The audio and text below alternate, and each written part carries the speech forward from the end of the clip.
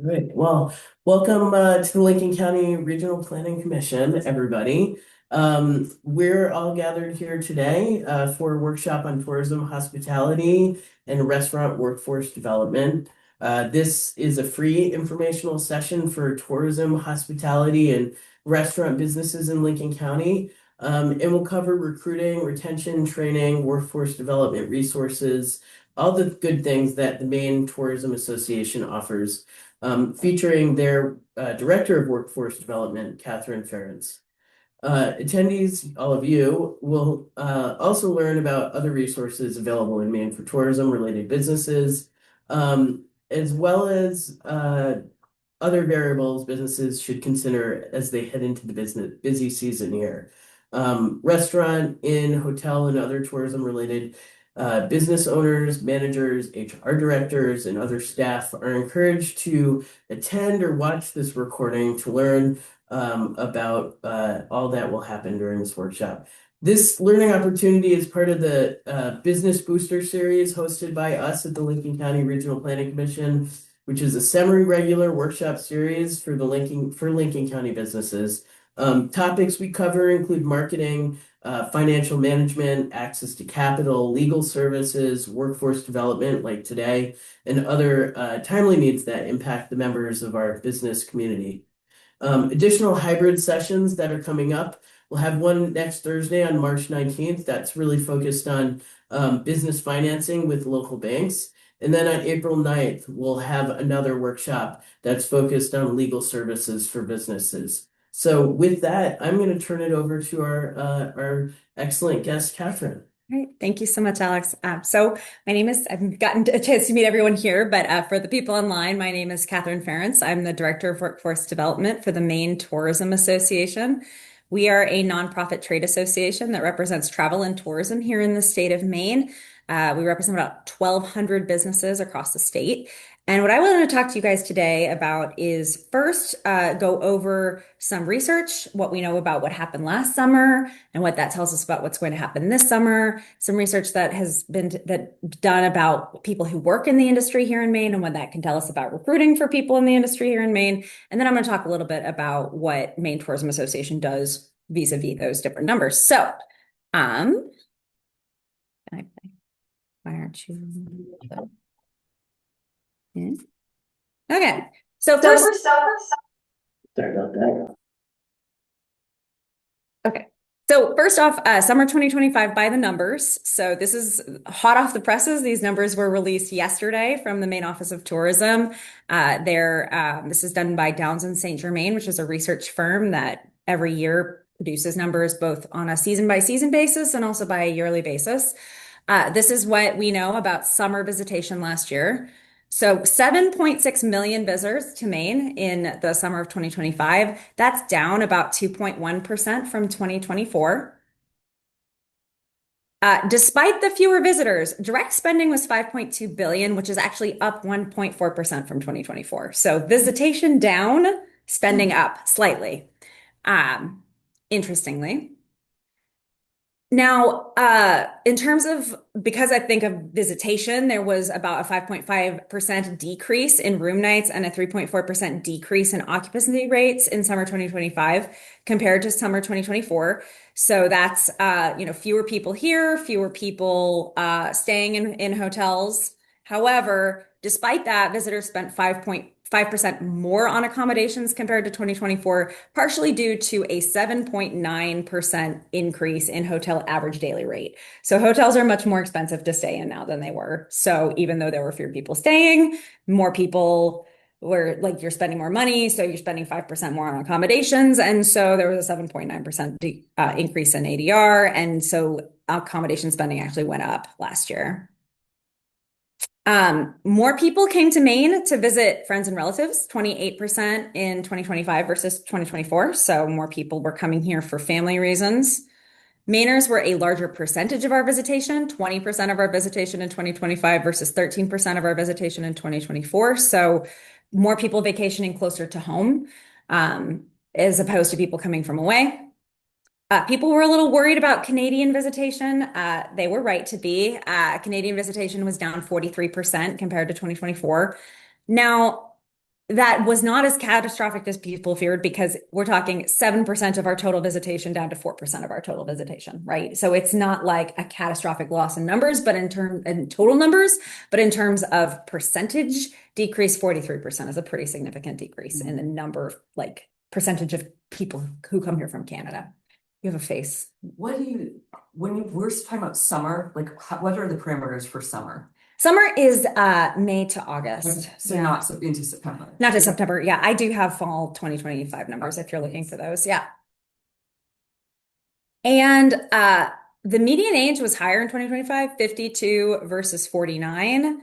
And there were more retirees in 2025, which is 22% rather than 2024. So in addition to this, the average visitor was whiter, they're older, they are more likely to be retired compared to previous years. And what do they do when they're here? 73% of visitors engaged in culinary activities during their trip. Food is very important to people who come to Maine. They want to eat. So really promoting our culinary activities is a huge part of our brand. Over half of visitors enjoyed touring and sightseeing and went shopping. 41% participated in water activities, 40% in active outdoor activities, 28% entertainment attractions, 25% history culture. So when we polled people who came to Maine, what did you do while you were here? This is what they told us. And I can definitely send PowerPoints around, and I have a whole lot more data than this. This is just kind of pulling out some highlights. All right. People love coming to Maine and they would recommend it to others. 97% of our visitors would recommend Maine to their friends and family, and 99% were satisfied with their trip. Wow. So Mainers, people love Maine. They rave about Maine and they always want to come back. We have so many, about 19% of our visitation last year was first-time visitors to Maine. But it was something more like, I don't have it quite memorized, but 40 something percent had been here more than 10 times. We just have so many repeat visitors and people love coming to Maine. They come back every year. Okay, based on all of that, what are we projecting for 2026? So overall visitors are becoming more price conscious. We can see that in the fact that visitation is down. More Mainers are staying close to home. We are seeing, that people who are coming here are more likely to be visiting family and friends. So visitors overall are becoming more price conscious. That's something we're seeing in the data. It is likely that we will see decreased visitation again in 2026 compared to 2025 for a number of reasons. 78% of Maine's visitors drive here rather than fly here. We're definitely what's called a drive market. People drive here.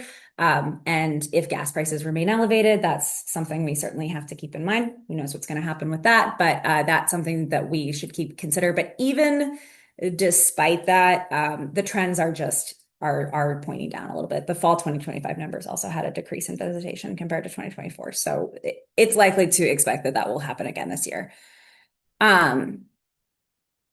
More Mainers will probably be taking local vacations. It was a 54% increase from 2024 to 2025. When we look at 2025, where did Maine's visitors come from? Like the top 10 sort of metro areas. That was like top 4 of the 10 were Maine, like Portland, Maine, Augusta, Maine, Waterville, Maine, Bangor, Maine. Like those were all top visitation markets in Maine. So Mainers are taking their vacations here, and that will likely continue to increase. And something that we're talking about quite a bit is, of course, the K-shaped economy. And many marketing people in the tourism industry are talking about the recession-proof luxury traveler and targeting that particular demographic.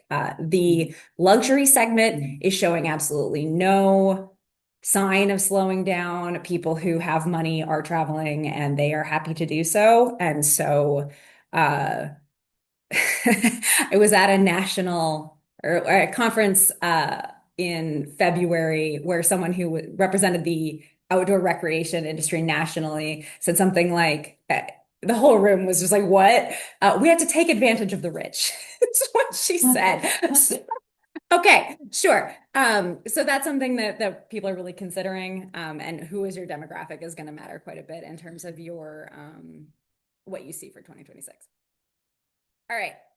So that's kind of some of the numbers, some of the highlights from the Maine Office of Tourism when it comes to tourism data. This part comes from the Maine Department of Labor, the Center for Workforce Research and Innovation. So this is the labor market statistics. So what we know about the labor market from 2025. All right, so low employment overall in Maine, 3.2% through the second half of 2025. However, there is falling employment. There were 4,200 fewer jobs in December 2024 compared to a year ago, and that's down 5,700 from its peak in fall of 2024. So there's not a lot of people filing for unemployment, but overall there are fewer jobs than there were. A hypothesis for why that is more Mainers are retiring than there are young people replacing them or people moving to Maine replacing them. That is one possible hypothesis for as to why that's happening. Leisure and hospitality employment was down 2.1% in December 2025 compared to December 2024. However, something to keep in mind if we're putting that in context is that hospitality and leisure employment statewide is near its overall historic peak. And so here's a graph to show that. This is the growth change in employment by industry since 1990. This is leisure and hospitality's change in employment since 1990. So we, right before the pandemic, had grown nearly 50% over 1990. You can see what 2020 did to our industry, but we're almost back up to the peak. So when we're talking about like a 2% decline, if you put that in context, it's still a huge industry with a huge amount of employment that is still growing over the long haul. What are some takeaways from all that? So likely because of a decrease in the number of visitors, we put together the Maine Office of Tourism data with the Department of Labor data. Hospitality labor demand was slightly softer in 2025 compared to previous years, and that will likely continue in 2026 if we have less visitation. We have fewer visitors. We need fewer people in the industry. But demand for hospitality labor is still historically high. So when we're talking about a softening in the labor market, we're talking about going from in 2021 and 2022, where my phone rang off the hook because people were like, we need bodies. Oh my gosh, we can't find anyone to work for us. Please help us, please help us, please help us. To now it's like, oh, hey, we have some applicants. That's cool. That's kind of what we're talking about in terms of softening in the labor market. So the amount of labor that you need for summer 26 may depend on your target market demographics. For those who are targeting kind of the more luxury traveler, I expect that demand will still be high. There will still be lots of visitors and there'll still be a lot of need for employees. If for those who are targeting a more budget traveler, they may see more softening and not need quite as many employees for summer 2026. So that's something to keep in mind. All right. Now, so that's data over the workforce writ large, 2025 in the tourism industry writ large. Now we're talking about some research that has been done by the Maine Office of Tourism studying people who work in the industry in Maine and people who may want to work in the industry in Maine. As a larger question, how do we attract people? What do people who work in the industry want? What do they need? What are their desires? So this was a survey that was done in December of 2024. They surveyed 380 people who currently work in the industry about what their needs are, what they like about the industry, what they would do, what they would like to change about the industry. And 40% of tourism and hospitality workers surveyed relocated to Maine in the past decade. So a lot of people who move here actually end up working in our industry, which is interesting. One of the key drivers for why they moved here and why they wanted to work in the industry were quality of life and family ties. Work-life balance and escaping corporate burnout resonate strongly. So that's a conversation that we were actually just having right before we started this presentation, that someone who was working for the people who work for the New York Times end up moving here and working for the Lincoln County News because they want to escape corporate burnout and they want to have a nice quality of life. That's why people want to move here. So that's a big part of what we want to do to attract people to move here. And many out-of-state workers see Maine as a good value despite housing challenges. If you're coming from the Boston area and you're looking at Maine housing prices, that's way less of a sticker shock than someone who's from Maine looking at Maine housing prices. For better or worse, that's just the reality of the market that we're in. According to that same survey, most workers hold year-round jobs, with full-time positions making up 66.9% of positions. We tend to think about tourism and hospitality as being a purely seasonal industry. That is not true. Most positions. Now, one must keep in mind that the survey was done in December, right? So many of the seasonal workers were laid off. That is a flaw of the study. But many people in the industry hold year-round jobs, and many of them are full-time positions. That's a misperception of the industry that we are working very hard to try to correct, that people are only working in this industry seasonally. 74% of seasonal employees return to the same employer year after year. So they really value that stability and that going back to the same person year after year. Salaried workers in our industry earn an average of $77,465 annually. Hourly workers average $21.84 per hour.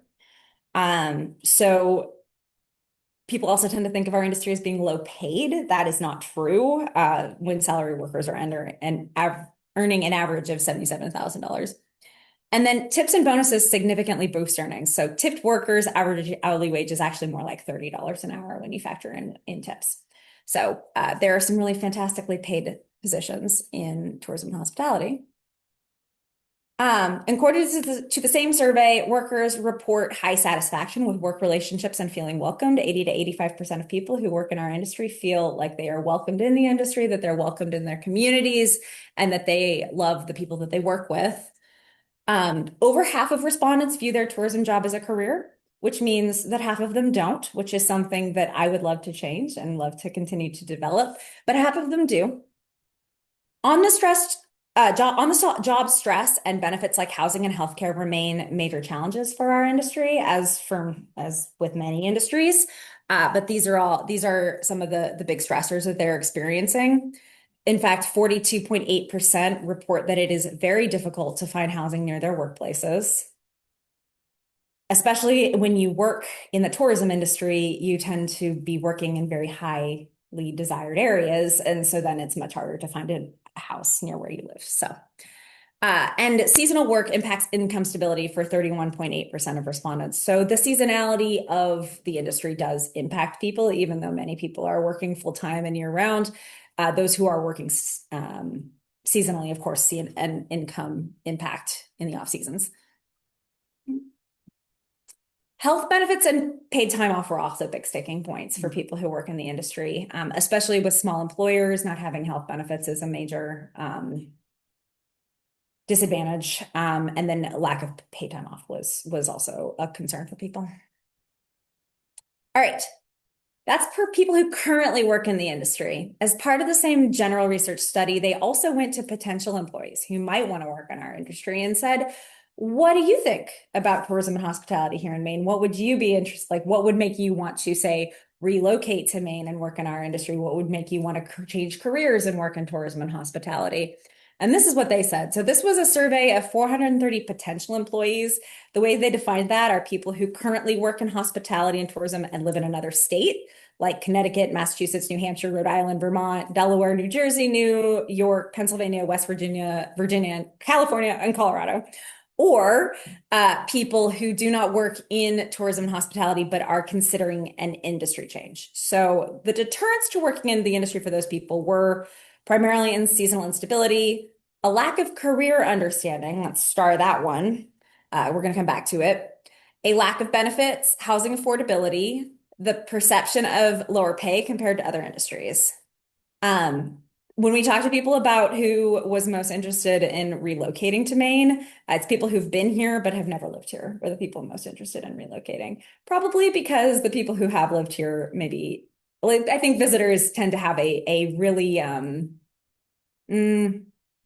maybe overly rosy picture of what it is to live here, I think is part of that. All right, according to the same survey, respondents ranked affordable housing, competitive pay, and work-life balance as the most important motivators for considering a tourism and hospitality job in Maine. This was consistent across all demographics and geographies. So no matter where they lived in the country, no matter what industry they worked in, no matter what their demographics, those were the top three things: affordable housing, competitive pay, and work-life balance. So housing assistance, knowing all of that is a critical tool for attracting and retaining staff. Employers in Maine who are able to offer housing assistance or housing to their employees are finding it much, much easier to recruit. It's just a really strong competitive advantage for people who are able to offer housing assistance in some way. Higher wages, flexible schedules, and career advancement opportunities are consistently highlighted as critical to recruitment efforts. Seasonal positions are more difficult to recruit for than year-round positions because of the seasonal instability. That's not a surprise. Employees and residents alike believe hospitality workers deserve greater recognition. So to the extent that employers can recognize their employees and highlight how important they are to the Maine economy and to the Maine community, that's really a powerful way for employers to keep and retain employees. And then in terms of what was most successful, the most likely to work in terms of recruiting employees, employee referrals and online job boards are the most effective recruitment methods. Career fairs and paid media are less effective, is what we have found from surveying employers. Okay, so that's a lot of data. Does anyone have any questions about the data? We can also come back to it if you at the end. Okay. So based on what we know from all of that data, all that information, Maine Tourism's workforce development program. This is some of our initiatives. This is some of the things that we're currently working on when it comes to tourism and hospitality in Maine. So we launched this program in spring of 2022. We focus on educating the public on careers in tourism and hospitality. We educate and develop the tourism and hospitality workforce, and we do outreach to young people ages 16 to 24. So one of the ways that we highlight that we do career education and promotion of the different career opportunities in the state, as we saw in the research, 26% of people said that their lack of knowledge of career opportunities in tourism and hospitality was a huge reason why they were hesitant to want to work in our industry. We launched this campaign for 30-second promotional videos highlighting various careers in tourism and hospitality industry. Here's the list. I won't read it out, but some of the ones I think that might be more relevant to people here would include like Maine oyster farmer, environmental steward, guest services manager, windjammer captain and owner, for those of you who are more like water-based, boat engineer, and then of course more hotel events and that kind of thing. So we have created a 30-second promotional video for every single one of these jobs by interviewing people who currently work in the industry. This is a little clip that we've put together of some of those. I always knew that I wanted to work in the outdoors. There was an outlet that was outdoor recreation and that I could work in that field. We run ropes courses, rocks trips, the climbing wall, and you're running the river. Not only are you guiding them on the river, you're also helping them all morning and making sure they get their food, get their wetsuits and the gear they need, and preparing them in the right way for the day. For the longest time, I thought that the ski industry was only a seasonal thing, but ski areas in general are actually a year-round job. I do well in this industry because I've had a mechanical background, a mechanical way of thinking about things. I'm lucky enough to have known my strengths and find something that I actually like doing. I grew up in a family where like cooking was love and you take care of your family. We have somebody in the bake shop from 4:30 in the morning until 10:30 at night, breakfast, lunch, and dinner. We've got things that are kind of casual and rustic. And then at dinner, we have things that are a little bit more fancy for fine dining. We do all of it. My job is just to make sure that your stay is convenient. I'm pretty much on vacation with people every day. They come here with a smiling face. That makes it super easy to help someone out. Most guests that come here, like this is literally like a bucket list thing for them. So to have the opportunity to live in an area that's just so super special. I've worked as a teacher, a summer camp director. I've done youth programming and childcare. When I wanted to move back to my home state, this is exactly the type of role that I was looking for. I love working with children. It means that every day is a brand new adventure. I come to work not knowing if I'm going to get to build a fort or play in the snow or change a poopy diaper. Like all of those things are fun and exciting. You never know. I was seasonal for the first couple seasons, as most park employees are, and then got a permanent position. Now I'm a year-round employee. We're preserving the 110 or so miles of historic trails that we have in the park, and it's all about maintaining and make these trails last for another 100 years. Marketing here is a wide umbrella. It includes social media, content creation, any kind of videography, photography, and I also do a lot of our graphic design. What I love about my work is that every single day is completely different. I'm never doing the same thing. I'm an engineer at the Barber Whale Watch. The average day, you start the boat up in the morning, check the fuel, take the shore power off the boat, routine maintenance, oil changes, fuel filters. Once we get underway, it's helping out the actual passengers themselves. Also doing checks of the engines and making sure that everything runs smoothly. I really love commercial fishing and I love the fishing industry, but I wanted to see how I can do it more sustainably. We can show that there's success in this business plan. We work with neighboring farms. We work with restaurants, public education. Just being able to bring these people out here on the farm, they're not going to forget this experience. When I first started cooking, I was in high school and college just wasn't for me, I guess. I could be a dad and be a provider and do something that I'm passionate about and that I love doing. We're ranked higher than New York or Boston for cuisine. You can definitely get ahead in this industry by just hard work and dedication. That's the beauty of cooking. I'm a registered whitewater raft guide. I'm a mechanic. I'm an executive pastry chef. I'm a guest service manager. I work trail maintenance. I'm a retail marketing specialist. I'm an engineer at the Barber Whale Watch. I'm an oyster farmer. I'm an executive chef. And that's what tourism works for me. My apologies. Zoom does never plays videos very well. But if you look on our YouTube channel, all of those clips are available and you can see them and use them in any way you like. I always knew Yes. that I wanted to work in the out. All right. In addition to the Voices of Tourism video series, we do have an internship database and job board. The internship database lives on our website, tourismforme.com. That particular website is geared more toward young people and specifically workforce development. That it includes things like career paths, learning pathways for students who might be interested in careers in the industry. And then, of course, the internship database. We have 56 internships on there right now that, employers have listed as something that, yeah. Do you work with high schools? Yes, we do. Yeah. We go into high schools a lot to speak to classrooms about, what are positions available in the industry? What can you do in the industry? We have a very fun activity that we do where I bring in a bunch of like travel guide type materials, and then the students plan their perfect 2-day, 1-night vacation. And then we start talking about what kinds of jobs that people who, once you've planned your vacation, what kinds of jobs might you find at all of these different places that you decided that you wanted to visit. So we do that as a kind of an activity with young people. And then also we'll, then talk to the students about internships and connect them to the employers that way. So that all happens through tourismforme.com and our internship database. We also have a job board that lives at mainetourismjobs.com. So that's another resource that we have available. We offer pre-hire and new hire training. This is a free online badge that we've put together in partnership with the Maine Community College System. It is a free 1-hour online asynchronous interactive course. People who complete it get this nice badge that they can put on their resume or on their LinkedIn profiles or other social media to say that they have it. It's what's called a micro-credential. And this covers things like appropriate customer interaction, nonverbal communication, active listening, building empathy and trust, navigating tough conversations, professional phone and email etiquette. One of the number one things we hear from employers about what do your new employees need? It's that, soft skills, customer service type interactions. And so this is something we've put together. It's also something we market toward the high school students and encourage teachers to use in their classrooms as a resource. So we have had a number of students in high schools take it. This is just some things that are included in it. So on the left, you have some of the rules of professional emails.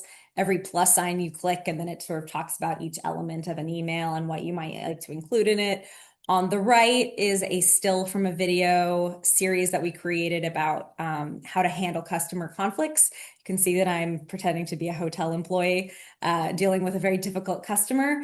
And underneath is another video that we've kind of included that talks about active listening and what that looks like and what that's for. So this is all kind of resources we put together. This is another still like navigating a tough conversation. So you as the student walk through a scenario where you're a server at a restaurant and this woman is very unhappy, and how are you going to deal with her complaints? How are you going to deal with this situation? So that course launched in April 2025. 114 people have so far completed it. You can find it here online. Like I said, it's free and available to anyone to take at any time. So that's something that we have made available for businesses and for students alike. Another program that we are running is a registered Sea Kayak Guide reimbursement program. Any individual who receives their Sea Kayak Guide license in Maine and works for a Maine outfitter for 10 days can have their $315 Maine Guide registration reimbursed. So if you know any Sea Kayak Guide outfitters, this is a program we're promoting. Frontline manager training. So over half of tourism employees see tourism as a career. We want to reach those people who want to grow in their career. And we also want to get the half that don't necessarily see tourism as a career to consider it as a career. And one of the number one ways that we can do that is by providing some education and some career advancement through frontline manager training. By developing middle management, we can decrease burnout, we can increase employee engagement, and we can strengthen organizations. The number one reason people leave a job is because they don't like their manager. So if we can develop managers, that's a really powerful return on investment, especially because many of the people who are promoted to like frontline management in the industry tend to be young. It's often their very first management job, and it's usually that they got hired for the position, someone quit, and now suddenly they've been promoted to the job, not because they're in any way actually ready to take on this job. So often you have to learn the hard way how to manage on the job, and that's something that we want to try to correct. So we launched this program called the Maine Tourism Leadership Academy. The first time we did it was April, November 2025. We did it again. We're currently doing it the second time, starting in November 25 and running to May 2026. We're going to do it again, May 2026 to November 2026. So every 6 months on a rolling basis, we're running this training. It's a 6-month training for frontline supervisors and high-performing employees. It's an online badge. So you do the online badge certification through the Maine Community College system. So you do get a micro-credential for having done so. You receive robust feedback and analysis on participants' leadership strengths and weaknesses. There's a 2-day in-person retreat with over 11 hours of role play, case studies, and industry-specific scenarios. There's then a peer support network with other new leaders in the industry. And we do regular video conference meetings to promote continued leadership development. That's kind of the structure of the program. In the first phase, before the in-person retreat, we actually interview other people or we send a survey to other people who work with the employee who's enrolled in the program, and ask them to assess how they feel like that person is. I anonymously assess, like, how do they feel like that person is on various leadership traits. So, how well does this person clearly articulate ideas and information? How well does this person provide constructive feedback in a respectful manner? And then you rate this, and then we give this feedback to people who are enrolled in the course. Like, this is what your coworkers anonymously say are your strengths and weaknesses as a leader. And based on this, they develop a goal for the course, for the 6-month course. Like, okay, well, so Jane Doe had this assessment. Many of her coworkers said that she maybe could develop on providing constructive feedback in a respectful manner. So now she knows that's maybe something that she needs to work on for the next 6 months. So it's very targeted with very specific goals. It's not many leadership trainings are very general and a little wishy-washy. We want to have very specific goals and outline for that. Since successful leadership depends heavily on how others perceive and respond to you, participants can reflect on their own strengths and weaknesses and then receive anonymous feedback on how their supervisors, coworkers, and reports perceive those characteristics. After they make their goal for the next 6 months, we have a 2-day in-person retreat with role play scenarios, small group conversations, real world case studies, networking opportunities. These are some of the skills that they develop. It's a very intense couple of days. They get about it's 2 very full days. They also usually we tend to do it in a different place every time. So we've done it in Sunday River this past winter, and then we did it in was there. Why am I blanking? It was there for it. I let it. It stayed there. No, yeah, Kennebunkport at the Nonantum in the spring before. So this spring we're going to have it in Bar Harbor. So we're traveling around to different regions. We tend to have people from all over the state who are then converging on one location, actually get to learn a lot about that region while they're there.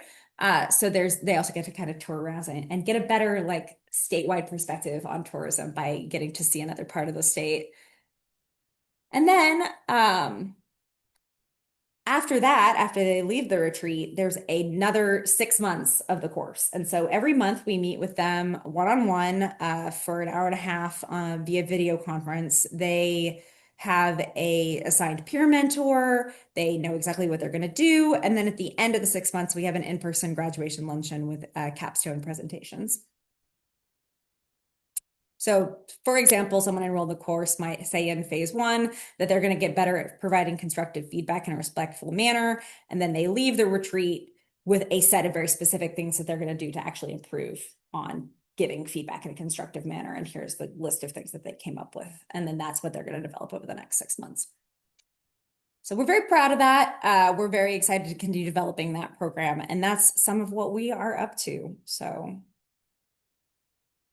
Thank you.